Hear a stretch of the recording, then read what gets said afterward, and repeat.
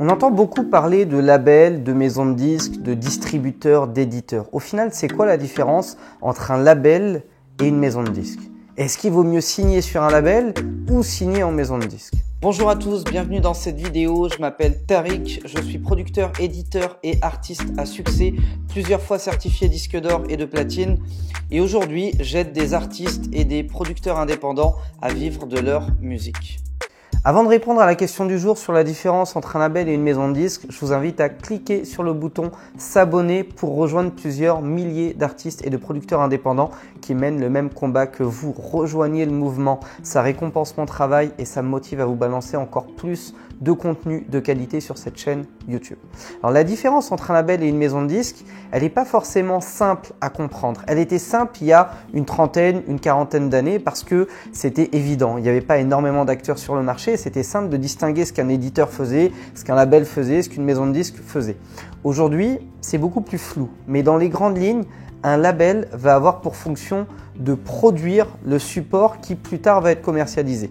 Historiquement, en tout cas, c'est de cette manière que ça se passait. On avait des producteurs qui montaient des labels et au sein de ce label-là, leur job, c'était de découvrir des talents, de travailler avec les artistes, de créer de la musique. Et quand on avait produit un album dans sa globalité qui n'avait plus qu'à être distribué et être vendu auprès du public, on allait voir une maison de disques. Cette maison de disques-là, elle, pouvait prendre le relais, récupérer l'album et en général, les maisons de disques, enfin c'est pas en général, même c'est le cas dans toutes les maisons de disques, elles assuraient le rôle de distributeur, c'est-à-dire qu'elles pouvaient prendre votre album et le mettre dans 2000 points de vente en quelques jours. Et en plus de ça, elles assuraient également un support sur la phase de promotion et de commercialisation. Aujourd'hui, c'est un petit peu différent puisque les maisons de disques ont également des labels en interne. Tu peux avoir Universal, Sony, Warner, ils ont des labels en interne qui font de la production.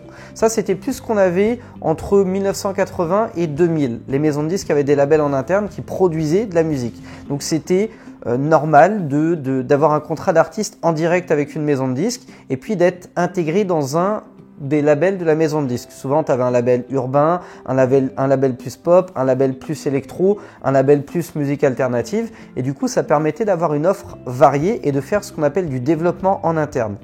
Et à ce moment-là, tu signais un contrat avec le label qui était affilié à la maison de disques, qui était la maison de disques qui était la maison mère de 3-4 labels et tu signais sur l'un d'entre eux.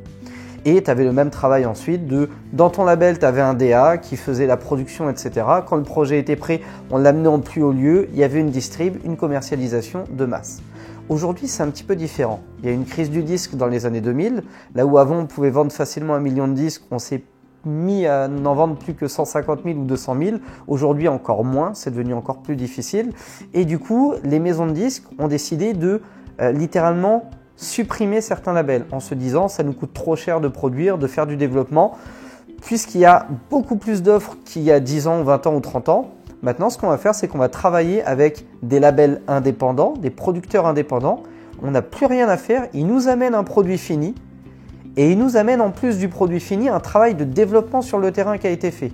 Autrement dit, une maison de disques aujourd'hui peut avoir le luxe d'ouvrir sa boîte mail, de trouver 300 projets d'artistes et de se dire sur les 300, il y en a peut-être 50 qui ont déjà un très bon niveau de visibilité multirégional, pourquoi pas même national et certains même international.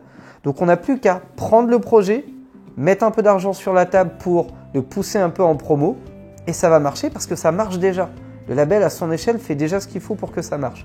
Et à ce moment-là, la notion entre label et maison de disques, elle commence un petit peu à devenir floue parce que très souvent les labels qui produisent entre guillemets en marque blanche. C'est-à-dire qu'aujourd'hui, tu as beaucoup d'artistes qui sont en maison de disques, qui ont une visibilité, qui font des ventes, etc. etc. On a l'impression qu'ils sont produits par la maison de disques, alors qu'en fait, ils sont produits par un label indépendant. Un exemple simple, tu prends Orelsan, il y a un label qui s'appelle 7e Magnitude qui le produit. Personne n'en entend parler. À part les gens dans l'industrie musicale qui connaissent, qui savent qui est Scred, qui est Orelsan, qu'est-ce qu'il y a derrière, etc. Mais mis à part ça, le grand public, pour lui, c'est Orelsan, l'artiste, et Warner Music derrière. Pour l'exemple, et il y en a énormément comme ça.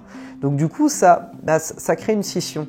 Et aujourd'hui, il y a signé sur un label indépendant, petit producteur indépendant qui va faire un vrai travail de développement. Et puis il y a, je veux signer sur un gros label, mais les gros labels aujourd'hui se confondent avec les maisons de disques.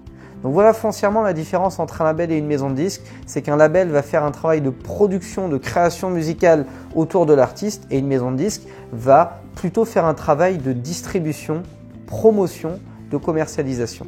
Mais encore une fois, ça se confond parce qu'aujourd'hui, pour signer en maison de disque, il faut qu'un label fasse aussi un minimum de travail de développement, de visibilité, de promotion et installer le nom de son artiste pour éliminer la concurrence, pour être sexy, pour que quand une maison de disque reçoit 300 demandes de signature, que la sienne ressorte davantage par rapport aux autres.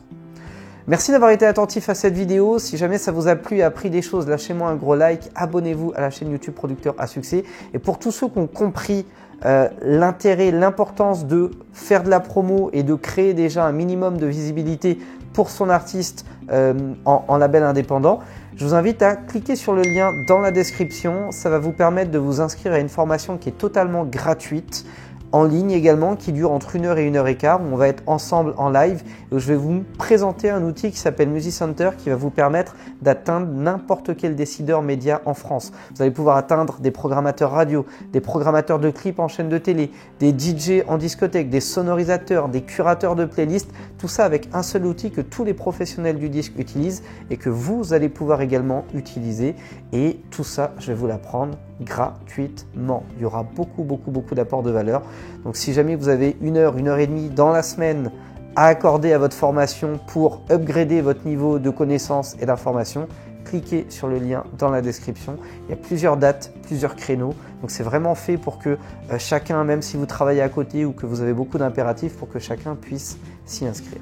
Merci d'avoir été attentif à cette vidéo. Déchirez tout et je vous dis ciao ciao.